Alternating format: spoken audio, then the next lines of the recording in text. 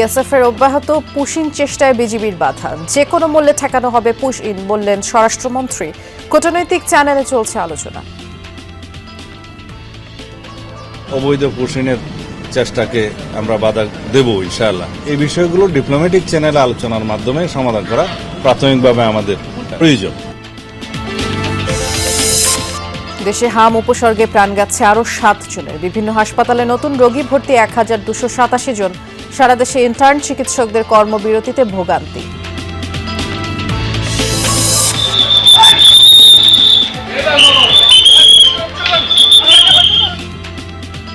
দোকানের জায়গার বিরোধ নিয়ে ব্রাহ্মণবাড়িয়ায় দুপক্ষের তুমুল মারামারি, চেটাবিদ্ধ সহ 20 জন আহত। পরিস্থিতি নিয়ন্ত্রণেই পুলিশের সময় লাগে 3 ঘন্টা। কিশোরগঞ্জে ট্যানারি মালিক সিন্ডিকেটের দৌরাত্ম্য, চামড়ার বাজারে চরম দরপতন। সরকারি দামের চেয়ে অর্ধেক মূল্যে বেচতে হচ্ছে কুরবানির পশুর চামড়া।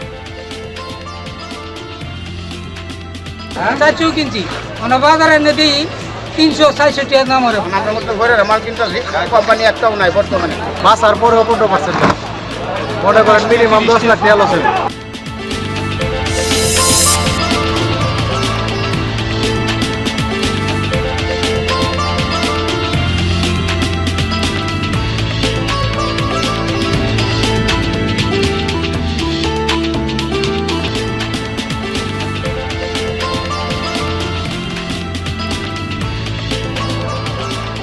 বিরতিহীন সংবাদ ছেড়ে দেশে সবাইকে আমন্ত্রণ জানাচ্ছি। নুসরাত বৃষ্টির সাথে আছি। শিরোনামগুলো শুনছিলেন। বিজিবির কঠোর অবস্থানের কারণে দেশের বিভিন্ন সীমান্ত দিয়ে বিএসএফ এর অব্যাহত পুশিন চেষ্টা ব্যর্থ হয়েছে। গত কয়েকদিন ধরে পঞ্চগড়, ঠাকুরগাঁও, মেহেরপুর, লালমনিরহাট, সুনামগঞ্জ দিয়ে দফায় দফায় পুশিনের অপচেষ্টা চালায় ভারতীয় সীমান্তরক্ষী বাহিনী। বিজিবির সাথে রাতভর পাহারা দিচ্ছে স্থানীয়রাও। বাংলাদেশের অভ্যন্তরে ঠেলে দেওয়ার জন্য 2 রাত ধরে এই 10 নারী পুরুষকে জড়ো করে ভারতীয় সীমান্তরক্ষী বাহিনী বিএসএফ। এরপর তাদেরকে পাঠানো হয় পঞ্চগড়ের বড়বাড়ি সীমান্তের শূন্যরেখায়। তবে পরিচয় নিশ্চিত না হওয়ায় তাদেরকে গ্রহণ করেনি বিজিবি। যে কোনো ধরনের অনুপ্রবেশ ঠেকাতে বিজিবির কঠোর অবস্থানের পাশাপাশি রাতভর পাহারা দিচ্ছেন স্থানীয়রাও। পরবর্তীতে কয়েক দফা পুশিনের চেষ্টা করলে বিএসএফ এর মুখোমুখি অবস্থান নেয় বর্ডার গার্ড বাংলাদেশ বিজিবিও। এই পুশিং তো আমরা মেনে নিচ্ছি না। এরা অন্যায় অত্যাচার হিসেবে আমাদের বাংলাদেশের মানুষ অবৈধ হিসাবে ঢুকাই দিচ্ছে। এটা সমাধান হয় না। প্রায় 3 দিন থেকে এখানে অবস্থান করে আছি। ঠাকুরগাঁওয়ের মশালগাঁও সীমান্ত দিয়েও পুশিনের অপচেষ্টা চালায় বিএসএফ। 11 জনকে জড়ো করার পর গেল 34 ঘন্টা ধরে বাংলাদেশের অভ্যন্তরে ঠেলে দেওয়ার চেষ্টা চালিয়ে যাচ্ছে ভারতীয় সীমান্তরক্ষী বাহিনী। তবে বিজিবির দৃঢ়তায় ব্যর্থ হয় তারা। দুদেশের মধ্যে পতাকা বৈঠক হলেও কোনো সিদ্ধান্ত আসেনি। ফলে শূন্যরেখায় অবস্থান করছে ওই 11 জন। ওই ইটভাটায় কাজ করতাম, ওইতে ওই সরকার ওই ঘোষণা দিয়েছে যে তোমাকে জন্য বর্ডার খুলে দিছি, তোমরা ওইখানে চলে যাও, তোমাকে ওখানে পার করে দিয়ে হবে। স্থানীয় জনসাধারণ এবং বিজিবি আমরা বদ্ধপরিকর যে কোনো অবৈধ অনুপ্রবেশ প্রতিহত করার জন্য। লালমনিরহাটের পাটগ্রাম সীমান্ত দিয়েও পুশিনের আরেকটি অপচেষ্টা ব্যর্থ হয়। স্থানীয়রা জানায় শনিবার গভীর রাতে পানবাড়ি ও কলসিরমুখ সীমান্তের বিপরীতে ভারতীয় ভূখণ্ডে 14 জন নারী পুরুষকে জড়ো করে বিএসএফ। পরে কাঁটাতারের গেট দিয়ে তাদেরকে বাংলাদেশে পাঠানোর চেষ্টা করে তারা। মেহেরপুরের তেঁতুলবাড়িয়ায় সীমান্তে ভারতীয় বিএসএফ এর ঠেলে দেয়া 6 জনকে ফিরিয়ে নিয়ে গেছে বলে ধারণা বিজিবি ও স্থানীয়দের। গত রাতে তাদেরকে সীমান্ত থেকে সরিয়ে নেওয়া হয়। তবে এ বিষয়ে বিএসএফ এর পক্ষ থেকে আনুষ্ঠানিকভাবে কোনো বিবৃতি পাওয়া যায়নি। এর আগে তেঁতুলবাড়িয়া সীমান্ত দিয়ে ভারত থেকে ঠেলে দেয়া 6 জনকে প্রতিরোধ করে বিজিবি। ইন্ডিয়া থেকে সংবাদ পাই যে লোক পুশিং করবে, আমরা বিজিবি আমরা সবাই মিলে বাধা দিছি। সীমান্ত সুরক্ষায় আপনাদের সহযোগিতা একান্তভাবে কাম্য। সুনামগঞ্জের সীমান্ত এলাকা দিয়েও অনুপ্রবেশ ঠেকাতে মাইকিং করছে বিজিবি। টর্চ, লাঠি হাতে বিজিবির সাথে অবস্থান করেন স্থানীয়রাও। শামস তাবরিজ উচ্ছ্বাস, যমুনা নিউজ। যেমনটি জানাচ্ছিলাম, দেশের বিভিন্ন সীমান্ত দিয়ে বিএসএফ এর যে পুশিং চেষ্টা সেটি অব্যাহত রয়েছে, যদিও বিজিবি সেটি রুখে দিয়েছে। আমরা সীমান্ত এলাকার খবর জানবো, আমাদের সহকর্মীদের মাধ্যমে আপনাদের জানাবো। পঞ্চগড়ের সীমান্ত এলাকায় আগে যাচ্ছি, সহকর্মী রনি মিয়াজি আছেন সেখানে। রনি, সীমান্তের পরিস্থিতি সম্পর্কেই জানাবেন, এবং যেহেতু 2 রাতের বেশি সময় পার হয়ে গেছে, সীমান্তের শূন্যরেখায় এখনও কিছু লোকজন অপেক্ষমান আছে, সেটি তো 50 ঘন্টার অনেক বেশি সময় পেরিয়ে গেছে। এখনকার কি অবস্থা দেখছেন? এবং আপনি যেখানে আছেন সেখানে আরো বেশ কিছু লোকজনও দেখতে পাচ্ছিলাম। এরা কারা? এরা কি এখানকার স্থানীয়রা? দেখছি গত 3 দিন অর্থাৎ 2 রাত 3 দিন অতিবাহিত হতে চলছে, কিন্তু এখন পর্যন্ত কোনো সুরাহা হচ্ছে না। ফলে যাদের ভারত থেকে পুশিং করা হয়েছে তারা কিন্তু সীমান্তের ঠিক শূন্য রেখায় তারা অবস্থান করছে। দুপুরের দিকেও কিন্তু তাদের ঠেলে দেওয়া হয়েছিল বাংলাদেশের দিকে, কিন্তু সে সময় বিজিবি বাধা প্রদানের ফলে কিন্তু আর তাদের পুশিং করতে পারেনি বিএসএফ। তবে বিজিবি বিএসএফ কিন্তু মুখোমুখি অবস্থান করছে এবং কিছুটা কিন্তু থমথমে পরিবেশ বিরাজ করছে। এবং সে সময় আমরা দেখছি বিজিবি বিএসএফ এর মধ্যে কিন্তু উচ্চ বাক্য বিনিময় হয়েছে, আর স্থানীয় মানুষ কিন্তু এখানে রয়েছে। আপনি যে মানুষগুলোকে দেখতে পাচ্ছেন, এই মানুষগুলো কিন্তু স্থানীয় মানুষ এবং বিভিন্ন জায়গা থেকে অনেকে দেখতে এসেছেন। তবে যে পুশিং করা হয়েছিল, যে 10 জন এখন পর্যন্ত আটকা রয়েছে, এই 10 জন যে আটকা পড়েছে তাদেরকে কিন্তু স্থানীয়দের সহযোগিতায় কিন্তু বিজিবি বাধা দিয়েছিল, ফলে কিন্তু শূন্য রেখায় আটকা পড়েছে এই 10 জন। ফলে আমরা বিজিবির যারা কর্মকর্তা রয়েছে তাদের সাথে আমি কথা বলেছিলাম, তারা আমাকে যে বিষয়টি জানিয়েছেন যে গত কয়েকদিন থেকে তারা সীমান্তের বিভিন্ন পয়েন্টে তারা টহল জোরদার করেছে এবং বিজিবির আমাদেরকে নিশ্চিত করেছে যে তারা কোনোভাবেই তারা পুশিং মেনে নেবে না বা অনুপ্রবেশ করতে দেবে না। তবে এখানে স্থানীয় মানুষ যারা আছে তারাও কিন্তু আমরা দেখছি যে বিভিন্ন এলাকায় তারা রাত জেগে পাহারা দিচ্ছে এবং বিজিবিকে সর্বাত্মক সহযোগিতা করতেছে। এবং বিশেষ করে পঞ্চগড়ে যে বিভিন্ন সীমান্ত রয়েছে, 3টি ব্যাটালিয়নের বিজিবি সদস্যরা দায়িত্ব পালন করতেছেন। অর্থাৎ এখনো বিজিবি সেখানে সতর্ক অবস্থানে রয়েছেন, পাশাপাশি স্থানীয়রা আছেন সেখানে, দেখছিলাম আপনার মাধ্যমে। ধন্যবাদ রনি। এবার আমরা লালমনিরহাটে যাব, সেখানকার সীমান্ত পরিস্থিতি সম্পর্কে খোঁজ খবর রাখছেন সহকর্মী আনিসুর রহমান। একই প্রশ্ন আপনার কাছেও আনিস, সীমান্ত এলাকার পরিস্থিতি সম্পর্কে কেমন দেখছেন? যেহেতু বিএসএফ তাদের যে পুশিং চেষ্টা সেটি তো অব্যাহত রেখেছে, যদিও বিজিবি তা রুখে দিয়েছে। কি বলছে বিজিবি এবং সেখানে স্থানীয়রা যারা আছেন, একটু বিস্তারিত করে জানাবেন। বৃষ্টি, আপনাকে প্রথমে জানিয়ে রেখে আমি কিন্তু সীমান্ত এলাকা রয়েছে, আসলে এই আমার পিছনে যে নদীটি ধরলা নদীর পিছনটাই কিন্তু ভারতীয় অংশ। আর এখানে আমাদের বিজিবি গ্রামবাসী কিন্তু পাহারা দিচ্ছেন প্রতিদিন রাতে। ভারতীয় বিএসএফ বিভিন্ন মানুষজন নিয়ে পুশিংয়ের চেষ্টা করছে। গতকালকেও তারা 2টি স্পটে লালমনিরহাট জেলার, পরে গ্রামবাসী এবং বিজিবি তাদের বাধা দেয়, সেটি আর তারা পুশিং করতে পারেনি। তো পরে তারা ব্যাক করে নিয়ে গেছে ভারতীয় অংশে। এরকম প্রতি কয়েকদিন ধরে চলছে লালমনিরহাটের বিভিন্ন সীমান্তে বিএসএফ এর এই অপতৎপরতা, এইটা রুখে দিয়েছে কিন্তু বিজিবি। আমি বিজিবির লালমনিরহাট 15 বিজিবির অধিনায়কের সঙ্গে কথা বলেছি, তিনি যেটি জানিয়েছেন যে আসলে সীমান্তে বিজিবি পাহারা দিচ্ছেন ও গ্রামবাসীও দিচ্ছেন, কোনোভাবেই তারা ভারতীয় নাগরিককে পুশিংয়ের চেষ্টা যেভাবে হোক তারা প্রতিহত করবে, যার কারণে তারা কঠোর আছেন। সীমান্তে নজরদারিও আর জোরদার করেছেন, যাতে সীমান্ত দিয়ে কোনো প্রকার কোনো মানুষজন অবৈধভাবে বাংলাদেশে প্রবেশ করতে না পারে, সে বিষয়ে বিজিবি সজাগ রয়েছেন বলে সিও জানিয়েছেন। বিস্তারিত জানাচ্ছিলেন আপনি, ধন্যবাদ আনিস।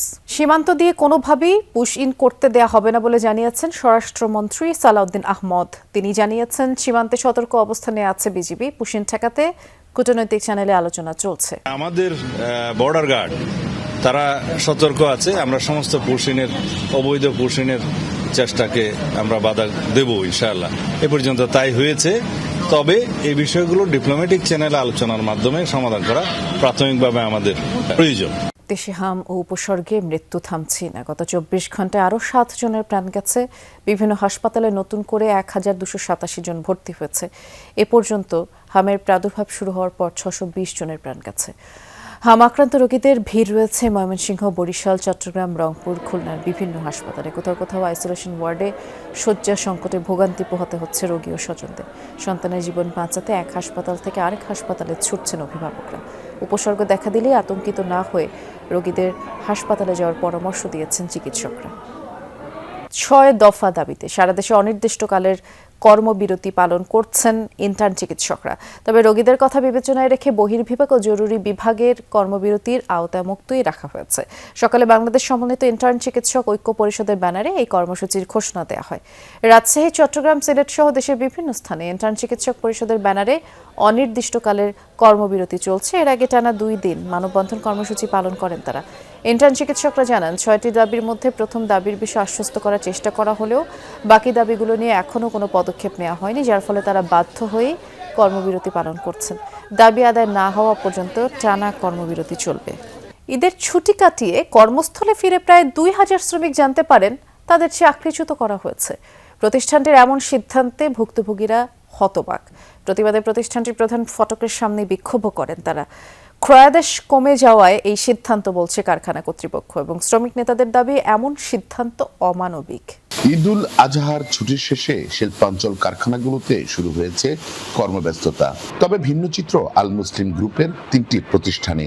3টি পোশাক কারখানা থেকে অব্যাহতি দেওয়া হয়েছে 1868 জন শ্রমিককে, জানিয়ে বিরূপ প্রভাব পড়ে কর্মপরিবেশে। ঈদের পরপর একসঙ্গে এত শ্রমিককে অব্যাহতি দেয় হতাশ ও ক্ষোভ ছড়িয়ে পড়েছে ভুক্তভোগী শ্রমিকদের মাঝে। তারা রিজন না দিয়ে আমাকে হাফ বেতন দিয়ে ছুটি দিয়ে দিছি, ঈদের ছুটি দিছি। আমরা ঈদের ছুটি পাইয়া আমরা চলে গেছি। 26 তারিখে 27 তারিখে মেসেজ গেছি। সবাই টিম রয়েছে, আমাকে রানিং মাসের বেতনে ফোন দেয় না, আমাকে 11 মাস চাকরি বয়স, 12 মাসে পড়ছে। মালিকের উচিত ছিল যে আগেই তাদেরকে জানাই দেওয়া যে তোমাদের চাকরি নাই, তোমাদের পাওনা দিয়ে আমরা পরিশোধ করে দেবো, কিন্তু দেয় নাই। শ্রমিক নেতাদের দাবি, কারখানা কর্তৃপক্ষের এমন সিদ্ধান্ত অমানবিক। দ্রুতই অব্যাহত শ্রমিকদের কাজে ফেরানোর দাবি তাদের। 1800 থেকে 1900 শ্রমিক যাদেরকে ঈদের আগে যারা সুন্দর মতো কাজ শেষ করে বাড়ি ফিরছে, অথচ বাড়ি ফেরার পরে আমরা দেখছি তাদেরকে শ্রম আইনের বিধিধারা ব্যবহার করে তাদেরকে চাকরিচ্যুত করা হয়েছে, যা সম্পূর্ণভাবেই আমি বলবো যেটা একটা বেআইনি পদক্ষেপ। কারখানা কর্তৃপক্ষের দাবি, পুরো প্রক্রিয়াই শ্রম আইন এবং প্রতিষ্ঠানের নীতিমালা অনুসরণ করেই সম্পন্ন হয়েছে। আমরা যাদের আসলে ছাঁটাই করেছি তাদেরকে আমরা আমাদের সরকারি বিধিবিধান এবং আমাদের কোম্পানির নিয়ম অনুযায়ী ছাঁটাই করেছি। বর্তমানে কোম্পানির কাজ কম থাকার কারণে, অর্থাৎ অর্ডার কম থাকার কারণে আমরা এই ছাঁটাই প্রক্রিয়ায় অংশ নিয়েছি। তাদেরকে পাওনা দেনা তাদেরকে সম্পূর্ণ বুঝাই দেওয়া হয়েছে, তারা তাদের বিকাশের মাধ্যমে সেটা পেয়েছে। ছাঁটাইকে কেন্দ্র করে সব ধরনের অপ্রীতিকর পরিস্থিতি এড়াতে কারখানাগুলোর সামনে মোতায়েন রয়েছে অতিরিক্ত পুলিশ। মাহফুজুর রহমান নিপু, যমুনা নিউজ, সাভার। ব্রাহ্মণবাড়িয়ায় দোকানের জায়গা নিয়ে বিরোধকে কেন্দ্র করে দুপক্ষের মধ্যে সংঘর্ষে অন্তত 20 জন আহত হয়েছেন। সকালে সদর উপজেলার থলিয়ারা গ্রামে টানা কয়েক ঘন্টা ধরে এই সংঘর্ষ চলে। পুলিশ এবং স্থানীয়রা জানায়, সদর উপজেলার নাটাই উত্তর ইউনিয়নের থলিয়ারা গ্রামের ছোট গোষ্ঠীর জুবায়েরের সাথে বাদইর বাড়ির বড় গোষ্ঠীর জয়নাল মিয়ার একটি দোকানের জায়গা নিয়ে বিরোধ। দোকানটি ছোট গোষ্ঠীর শিরো মিয়া পরিচালনা করে আসছিল। পরে স্থানীয় গ্রাম্য সালিশে গত 4 দিন আগে দোকানটি উচ্ছেদের সিদ্ধান্ত হয়। এর জের ধরে দুপক্ষের লোকজন দেশীয় অস্ত্র নিয়ে সংঘর্ষে জড়ায়। সংঘর্ষের ট্যাঁটাবিদ্ধ সহ অন্তত 20 জন লোক আহত হয়। পরে পুলিশ গিয়ে প্রায় 3 ঘন্টার চেষ্টায় পরিস্থিতি নিয়ন্ত্রণে আনে। ময়মনসিংহে কংস নদের উপর নির্মিত স্টিল ব্রিজ ধসে একটি বালুবাহী ট্রাক খাদে পড়ে গেছে, অন্তত 2 জন আহত হয়েছে। শনিবার রাতে ধোবাউড়া উপজেলার এই ঘটনা। খবর পেয়ে ঘটনাস্থলে পৌঁছে আহত ট্রাক চালক ও হেলপারকে উদ্ধার করে হাসপাতালে পাঠায় পুলিশ। স্থানীয়রা জানায়, দীর্ঘদিন ধরে ঝুঁকিপূর্ণ ব্রিজটিতে ভারী যানবাহন চলাচল নিষেধ ছিল। নিষেধাজ্ঞা না মেনে অতিরিক্ত বালু বোঝাই ট্রাকটি ব্রিজ পার হওয়ার চেষ্টা করে। ব্রিজের এক অংশ ধসে ট্রাকটি খাদে পড়ে যায়। এতে ধোবাউড়ার সাথে তারাকান্দা উপজেলার সড়ক যোগাযোগ বন্ধ হলেও বিকল্প সড়ক দিয়ে যান চলাচল করছে। ক্ষতিগ্রস্ত ব্রিজ সংস্কারের দাবি জানিয়েছেন এলাকাবাসী। প্রায় 9 ঘন্টা পর খুলনার সাথে উত্তরবঙ্গের রেল যোগাযোগ স্বাভাবিক হয়েছে। সকালে ঝিনাইদহের কোটচাঁদপুরে মালবাহী ট্রেনের 3টি ট্যাঙ্কার লাইনচ্যুত হলে খুলনার সাথে রাজশাহী সহ উত্তরবঙ্গের ট্রেন চলাচল বন্ধ হয়ে যায়। জানা যায়, খুলনা থেকে মেকানিক পৌঁছালে লাইনচ্যুত হওয়া ট্রেন মেরামতের কাজ শুরু করে।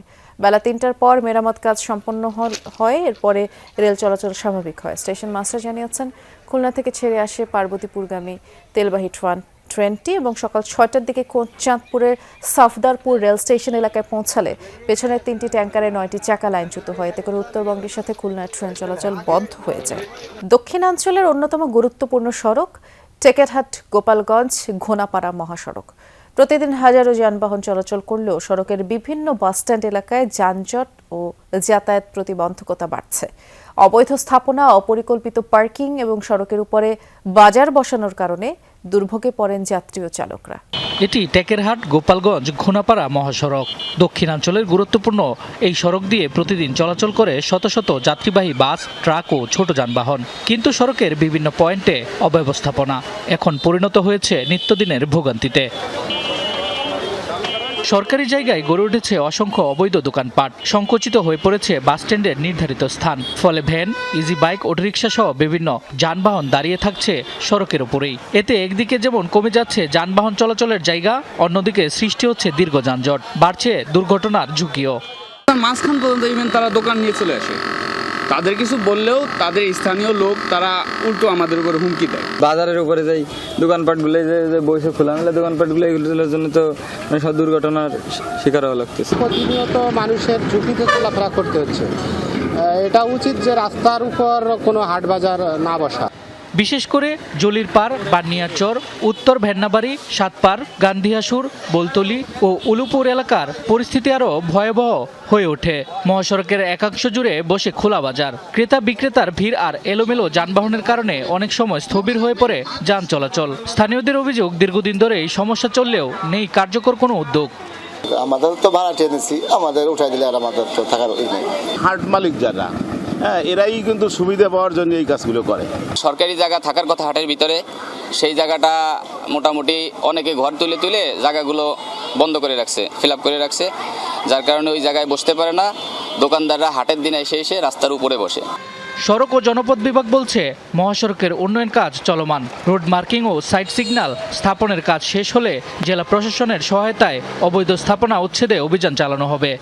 ডিমার্কেশন করা হয়েছে, এর পরের ধাপ হলো আমরা জেলা প্রশাসক দপ্তরে ম্যাজিস্ট্রেট চাইব এবং পুলিশের সহযোগিতায় আমরা উচ্ছেদ অভিযানে যাচ্ছি। মহাসড়কের নিরাপদ ও নির্বিঘ্ন যান চলাচল নিশ্চিত করতে দ্রুত সমন্বিত পদক্ষেপের দাবি স্থানীয়দের। শামস তাবরিজ উচ্ছ্বাস, যমুনা নিউজ।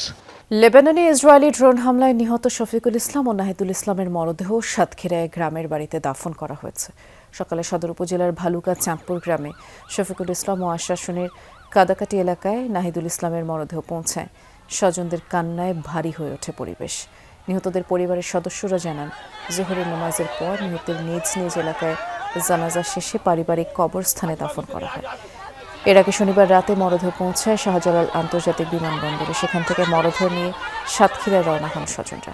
গত 11 মে দক্ষিণ লেবাননের নাবাতিয়ার জিবদিন এলাকায় ইসরায়েলি ড্রোন হামলায় তারা নিহত হন। ঋণ দেনা করেই এনজিও থেকে লোন টোন নিয়েই আর কি যাওয়াটা তার তো খুব অসহায় হতদরিদ্র ফ্যামিলি।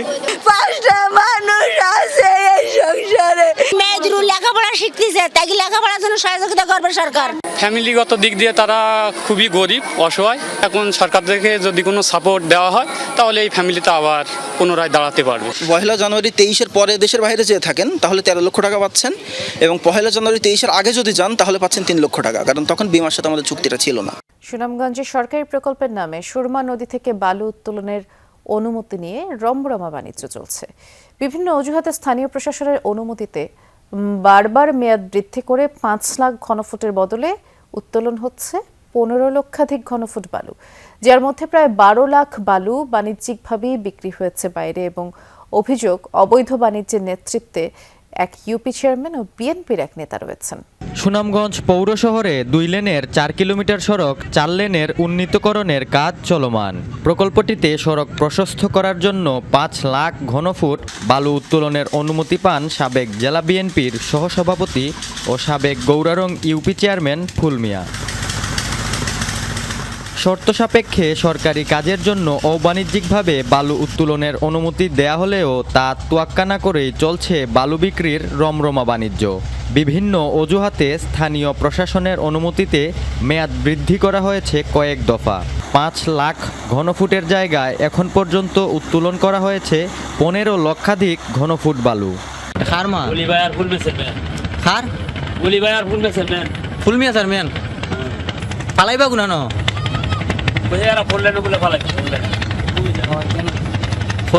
আপনি এখন যে ঘাটও বাইছেন এটা কি 4 লাইনের ঘাট?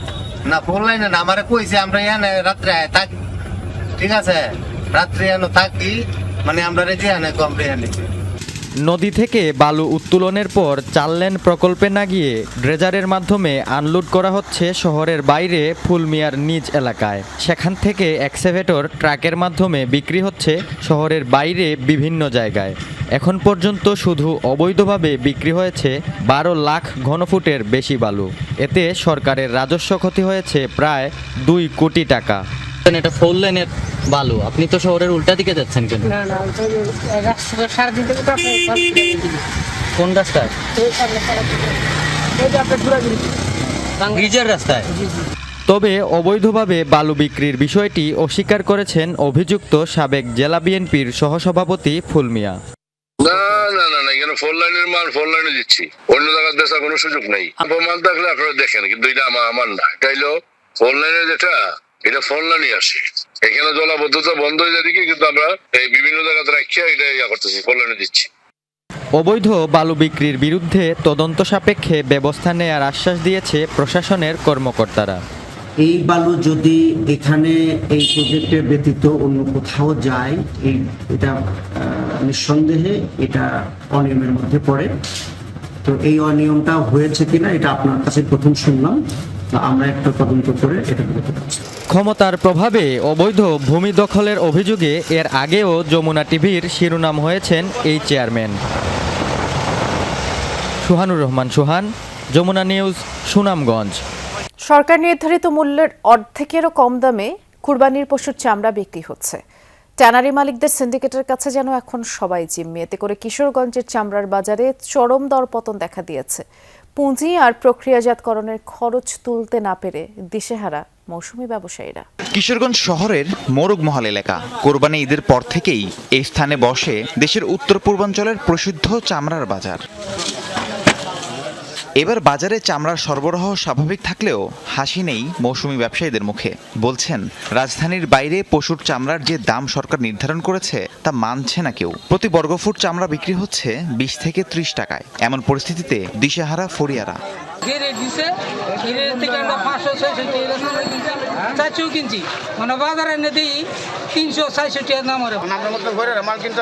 কোম্পানি একটাও নাই বর্তমানে। 50 টাকা ফুট নিব, ফুটে তো হিসাব হয় নাই।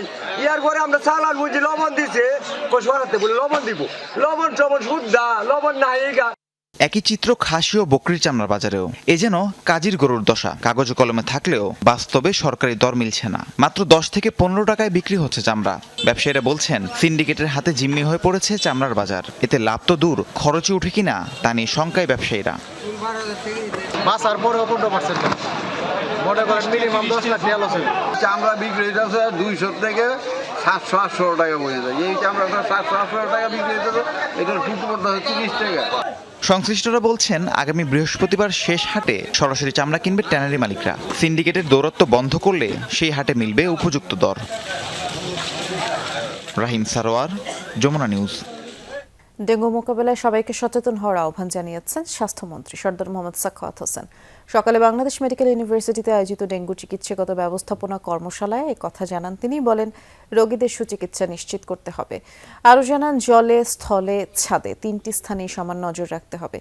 এ কাজে সিটি কর্পোরেশনগুলোকেও গুরুত্বপূর্ণ ভূমিকা রাখতে হবে। একেবারে সিনসিয়ারলি যদি সবাই চেষ্টা না করি, it will be very difficult to fight against dengue. মিজাইলকে ফাইট করা যত সহজ হয়েছে, ডেঙ্গুকে ফাইট করা কিন্তু তত সহজ হবে না। আমি যতই চেষ্টা করি না কেন, কখন লিকেজ শুরু হবে প্লাজমা ওইটা দেখতে হবে আপনাদের। All the doctors of all the hospitals and clinic have to be very careful to fight against this dengue. মধু মাসে রসালো ফলে সয়লাব বাজার।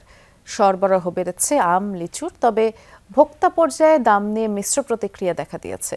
আড়তদাররা দাবি করছে, বাম্পার ফলন আর পর্যাপ্ত আমদানির ফলে পাইকারিতেও দাম খানিকটা কম।